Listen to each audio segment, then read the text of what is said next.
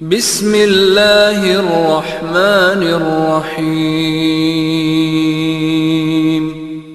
اتنے خوش ہو جاتے کہ فرض چھوڑ دیتے۔ تو یہ حدیث میں دونوں باتیں ایک ساتھ آ رہی ہیں، آپ غور سے سنیے نفل کی اہمیت، غور سے سنیے۔ نبی اکرم صلی اللہ علیہ وسلم فرماتے ہیں، اور بخاری کی روایت ہے، اللہ تعالیٰ فرماتا ہے، حدیث قدسی ہے، اللہ تعالیٰ فرماتا ہے جو شخص میرے دوست سے دشمنی کرتا ہے میں اس کے خلاف اعلان جنگ کر دیتا ہوں۔ کیا فرمایا اللہ تعالیٰ؟ جو میرے دوست سے دشمنی کرتا ہے میں اس کے خلاف اعلان جنگ کر دیتا ہوں۔ مطلب جو اللہ کے ولی ہوتے ہیں، اور یقین اللہ کے ولی ہوتے ہیں، اللہ کے دوست ہوتے ہیں، یاد رکھیے اللہ کے ولی ہوتے ہیں، تو اللہ تعالیٰ فرما رہا ہے جو میرے دوست سے دشمنی کرتا ہے، اور اللہ کے دوست کون ہے؟ جو تقوی اختیار کرتے ہیں، ایمان والے ہونا پہلی شرط، وہ تقوی اختیار کرتے ہیں اور ہر کام سنت کے مطابق کرتے ہیں، ٹھیک ہے؟ تو بہرحال ورنہ میں اس لیے کہہ رہا ہوں اللہ کے دوست، ورنہ ہمارے پاس جو سنت کی مخالفت کرتا ہے، نماز کبھی نہیں پڑھتا ہے، تقوی تو ہے نہیں دور دور تک، اس کو ولی مانتے ہیں، اس لیے میں وضاحت کر رہا ہوں۔ ایمان والا جیسا حق ہے، تقوی اختیار کرنے والا انسان اور سنت کے مطابق اعمال کرنے والا۔ تو بہرحال اللہ تعالیٰ فرما رہا ہے جو میرے دوست سے دشمنی کرتا ہے میں اس سے اعلان جنگ کرتا ہوں۔ اب اندازہ لگائیے، اللہ کا جو دوست ہوتا ہے اس کو اگر دنیا میں کوئی چھیڑتا ہے یا اس سے دشمنی کوئی کرتا ہے، اللہ تعالیٰ اس کے خلاف اعلان جنگ کر دیتا ہے۔ کیسے کرتا ہے؟ وہ جس نے دیکھا نتیجے اس کو سمجھ میں آتے ہیں۔ انبیاؤں کے ساتھ جس نے برا سلوک کیا ان کے نتیجے دیکھ لیجئے، صحابہ کے ساتھ جس نے برا سلوک کیا کیسی کیسی موتیں مرے ان کی زندگی دیکھ لیجئے، سلف صالحین پہ جس نے ظلم کیا ان کی زندگیوں کا مطالعہ کرے، خاص طور سے ان کی موتیں دیکھے، اور اس کے بعد معصوم مسلمانوں پہ جس نے بھی ظلم کیا ان کی زندگی کی حالت دیکھے، آپ کہیں گے واقعی میں اللہ تعالیٰ کیسا بدلہ لیتا ہے۔ چونکہ اللہ تعالیٰ جب دشمنی لیتا ہے اس کے خلاف تو وہ دشمنی واقع میں نبھاتا بھی ہے، سمجھ رہے آپ بات کو؟ ہر طرف سے اس کو جو ہے چت کر دیتا ہے اس دنیا کی زندگی میں۔ تو بہرحال اللہ تعالیٰ فرما رہا ہے جو شخص میرے دوست سے دشمنی کرتا ہے اس کے خلاف میں اعلان جنگ کرتا ہوں۔ تو ایک بات ہمیشہ ذہن میں رکھنی چاہیے، اللہ کے نیک بندوں کے خلاف کوئی چال نہیں چلنا چاہیے، اس لیے کہ جب ہم اللہ کے نیک بندوں کے خلاف چال چلتے ہیں در حقیقت اللہ ہمارے خلاف اعلان جنگ کر دیتا ہے۔ پھر ہوتا ہے نا، بہت سارے لوگ نیک لوگ خواہ تنگ کرتے ہیں زمین کے معاملات میں، اس میں احتیاط کرنا چاہیے، آپ خطرناک زون میں جا رہے ہیں، آپ کو تکلیف ہو سکتی ہے، ٹھیک ہے؟ آگے آئیے سنیے، اللہ تعالیٰ فرماتا ہے اور میرا بندہ سب سے زیادہ میرا تقرب اس چیز کے ساتھ حاصل کرتا ہے جسے میں نے فرض کیا ہے۔ اللہ تعالیٰ فرما رہا ہے میرا بندہ سب سے قریب مجھ سے تب ہوتا ہے جب وہ میری فرض کردہ چیزوں کو پورا کرتا ہے۔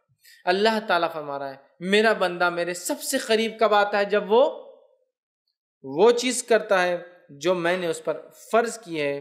تو آپ اللہ تعالیٰ فرمایا میرا تقرب میرا بندہ سب سے زیادہ حاصل کرتا ہے اس چیز کے ذریعے جو میں نے اس پر فرض کیا ہے، یعنی فرائض کے ساتھ میرا تقرب حاصل کرنا ہی مجھ سے سب سے زیادہ مطلب فرائض کے ذریعے میرا تقرب حاصل کرنا یہ مجھے سب سے زیادہ پسند اللہ اعلان کر رہا ہے۔ آگے آئیے پھر اللہ تعالیٰ فرما رہا ہے حدیث قدسی ہے اور میرا بندہ نوافل کے ذریعے میرا تقرب حاصل کرتا ہے، فرض سے سب سے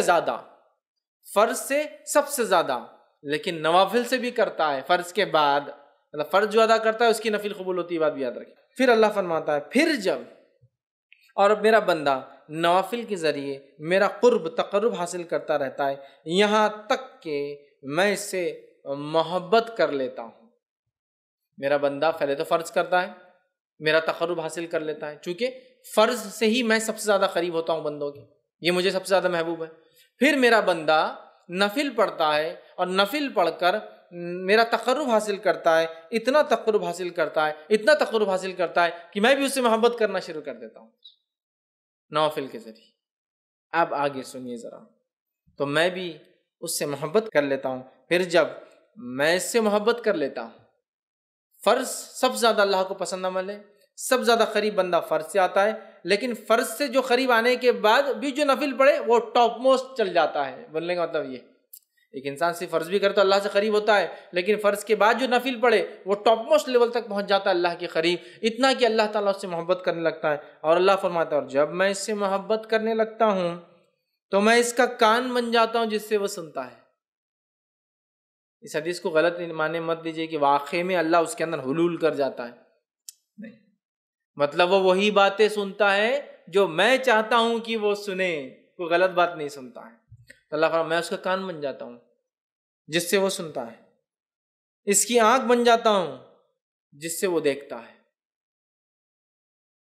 اس کی آنکھ بن جاتا ہوں جس سے وہ دیکھتا ہے۔ عثمان ابن عفان رضی اللہ عنہ فرمایا کرتے تھے کہ مومن کی فراست اس کی نظروں سے بچا کرو، اس لیے کہ مومن جو ہوتا ہے نا اس کی آنکھوں سے چیزوں کو پہچان لیتا ہے۔ بہت سارے سلف کے واقعات ہیں، لوگوں کو، چہروں کو، ان کی حالت دیکھ کر پہچان لیتے تھے کیا پرابلمس ہیں، اس لیے نہیں کہ ان کو غائب کریں نعوذ باللہ، لیکن اللہ تعالیٰ نے ان کو وہ صلاحیت دے دی تھی۔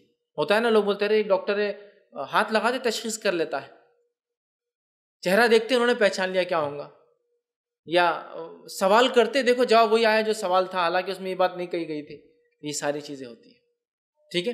تو یہاں دیکھیے اللہ کے رسول صلی اللہ علیہ وسلم کیا فرما رہے ہیں کہ اللہ تعالیٰ فرما رہا ہے میں اس کی آنکھ بن جاتا ہوں جس سے وہ دیکھتا ہے، اس کا ہاتھ بن جاتا ہوں جس کے ذریعے وہ پکڑتا ہے۔ مطلب وہی دیکھتا ہے جو اللہ چاہتا ہے، وہی سنتا ہے جو اللہ چاہتا ہے، وہی پکڑتا ہے جو اللہ چاہتا ہے۔ مطلب مومن ہر وہ کام نفل کے ذریعے اللہ سے محبت حاصل کر کے اللہ اس کے ریٹرن میں اس کو ہر وہ چیز کرواتا ہے جو اس کا رب اس سے صرف پسند کرتا ہے، اس کے علاوہ نہ کچھ سنتا ہے، نہ کچھ دیکھتا ہے، نہ کچھ پکڑتا ہے۔ تو میں اس کا ہاتھ بن جاتا ہوں جس کے ذریعے وہ پکڑتا ہے، اور اس کا پاؤں بن جاتا ہوں جس کے ذریعے وہ چلتا ہے۔ مطلب مومن چلیں گا بھی تو اب سیدھے راستے پر، چونکہ اب وہ غلط راستے پر نہیں جائیں گا، چونکہ نفل کے ذریعے وہ اللہ کی محبت حاصل کر چکا ہے۔ اللہ کی محبت جو بندہ حاصل کر لیتا ہے اس کا رب کا فضل اس پہ یہ ہوتا ہے کہ وہ ہر وہ کام کرتا ہے جو اس کا رب چاہتا ہے، اس کے علاوہ وہ کچھ نہیں کرتا۔ تو یہاں جو ہے اس سے وہ چلتا ہے، ان تمام اعضاء کو اپنی اطاعت میں لگا دیتا ہے، اور اگر وہ مجھ سے سوال کرتا ہے تو میں ضرور بھی ضرور اس کو عطا کرتا ہوں۔ اگر وہ مجھ سے سوال کرتا ہے تو میں ضرور بھی ضرور اس کو عطا کرتا ہوں، معلوم، ضرور بھی ضرور عطا کرتا ہوں اگر وہ مجھ سے سوال کرتا ہے۔ کون سا بندہ؟ فرائض کے بعد نفل کا اہتمام کر کے رب سے محبت حاصل کر لینے والا بندہ، دیکھتا ہے تو وہی جو اس کا رب چاہتا ہے، سنتا ہے وہی جو اس کا رب چاہتا ہے، پکڑتا ہے وہی جو اس کا رب چاہتا ہے، چلتا ہے اسی راہ پر جس پہ رب چاہتا ہے، اور جب وہ مانگتا ہے تو اس کا رب اس کی جو ہے ضرور بھی ضرور اس کو عطا کر دیتا ہے۔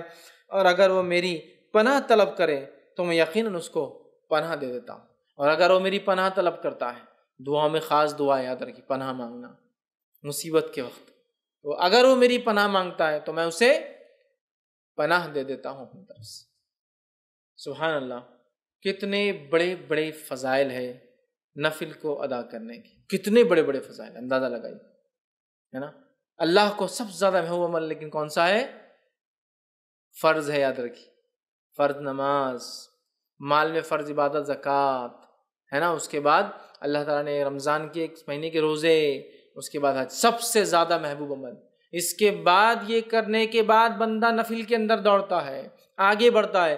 فرض نماز کے بعد نفل نماز، فرض زکوٰۃ کے بعد نفلی زکوٰۃ، فرض روزوں کے بعد نفلی روزے، فرض حج کے بعد نفلی عمرے، نفلی حج بولتے ہیں اس کو حج صغیر، چھوٹا حج، وہ کرتا ہے تو اللہ سے اتنا قریب ہوتا ہے کہ اللہ محبت کرنے لگتا ہے۔ جب اللہ محبت کرنے لگتا ہے تو وہ جو دیکھتا ہے وہ جو اس کا رب چاہتا ہے، وہی سنتا ہے جو اس کا رب چاہتا ہے، وہی اس کے ہاتھ پکڑ دے اس کا رب چاہتا ہے، اسی راہ پر چلتا ہے، قدم چلتے ہیں جو اس کا رب چاہتا ہے، اور پھر جب اپنے رب سے مانگتا ہے اس کا رب اس کو پورا، اس کی دعاؤں کو پورا کرتا ہے، اور جب وہ پناہ طلب کرتا ہے تو اللہ تعالیٰ اس کو پناہ عطا کر دیتا ہے۔ میں سمجھتا ہوں بہت بڑے بڑے فضائل، یہ بخاری کی روایت تھی، ہمیں پتہ چلے اس کے اندر کہ نفلی نماز کے ادا کرنے سے جو ہوتے ہیں، جس میں سب سے اہم چیز جو پتہ چلی وہ یہ ہے کہ بندہ اللہ سے قریب ہو جاتا ہے، اتنا قریب کہ ہر چیز جو اس کا رب چاہتا ہے وہی وہ کرتا ہے، اس سے ہٹ کر نہ کوئی چیز سنتا ہے، نہ دیکھتا ہے، نہ پکڑتا ہے، نہ اس راہ پر چلتا ہے۔ ہم میں سے ہر شخص چاہتا ہے ہم نیک بنے، اور پتہ نہیں لوگوں نے ولایت حاصل کرنے کی کون کون سے ذریعے بنا لیے، اور یہ اللہ کے ولی ہے، چونکہ شروع میں اللہ نے کیا کہہ دیا کہ اللہ کے رسول فرماتے ہیں، اللہ تعالیٰ فرماتے جو شخص میرے دوست سے دشمنی کرتا ہے میں اس سے اعلان جنگ کرتا ہوں، اور پھر آگے اس کی بات صفت دوست کون ہے، فرائض کے ذریعے نزدیک پہنچتا ہے، نفل کر کے اللہ کا قرب اور محبت حاصل کر لیتا ہے، پھر نفل حاصل کر کے پھر وہ جو مانگتا اللہ پوری کر دیتا ہے، جب پناہ مانگتا اللہ پناہ دے دیتا ہے۔ ہم سب چاہتے ہیں نیک بنے، ہم سب چاہتے ہیں اللہ ہماری دعاؤں کو قبول کرے، ہم سب چاہتے ہیں کہ جب ہم اللہ سے جو مانگے اللہ دے دے، تو ہمیں بھی پھر اللہ تعالیٰ کو پہلے راضی کرنا ہو۔ ارے دنیا کے اندر تو پتہ نہیں کتنی چاپلوسیاں لوگوں کو کرنا پڑتی چھوٹے چھوٹے کام نکالنے کے لیے، ہاں کتنی چاپلوسیاں کرنا پڑتی ہیں۔ اللہ تعالیٰ آپ سے چاپلوسی نہیں چاہتا، اخلاص چاہتا ہے۔ اخلاص، چاپلوسی میں کیا ہوتا ہے؟ اخلاص نہیں ہوتا ہے، اخلاص چاہتا ہے، اور اخلاص کے ساتھ فرض عبادت اور نفل میں اضافہ کرو، اللہ تعالیٰ ہم کو دیں گا۔ یاد رکھیے بہت سے لوگ بولتے ہیں ارے یہ کیا بات ہوئی، کیا اللہ تعالیٰ دیں گا تو اس کا مطلب یہ ہے کہ ہم کو کوشش نہ کریں. کوشش کرنا ہے، لیکن تم لاکھ کوشش کرنے کے بعد بھی حاصل نہیں کر پاتے ہو نا چیزوں کو. لیکن جب اللہ کو ہم راضی کر لیں گے نا، تھوڑی کوششیں بڑے بڑے کام نکال دیں گی.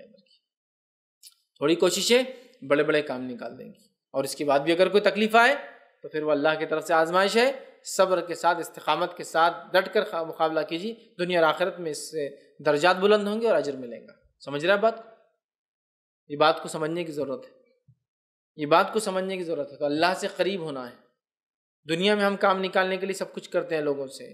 اگر ہم چاہتے ہیں کہ ہمارا کام عرش والا کر دے، دنیا کی ساری مصیبت، مشکلیں، پریشانی حل، اور موت کی اور موت کے بعد کی اور آخرت کی وہ تمام چیزیں، تو پھر ہم جو ہے آسمان والے کو راضی کر لیں. ہو سکتا دنیا والے ناراض ہو جائے، اس سے کوئی مسئلہ نہیں، لیکن اللہ راضی ہو جائے. لیکن ہمارا معاملہ یہ ہے کہ ہم اللہ کو ناراض کرنا چاہتے اور دنیا والوں کو راضی کرنا چاہتے، تو اللہ تعالیٰ بھی پھر انہی کے سامنے ہم کو جھکاتا رہتا ہے.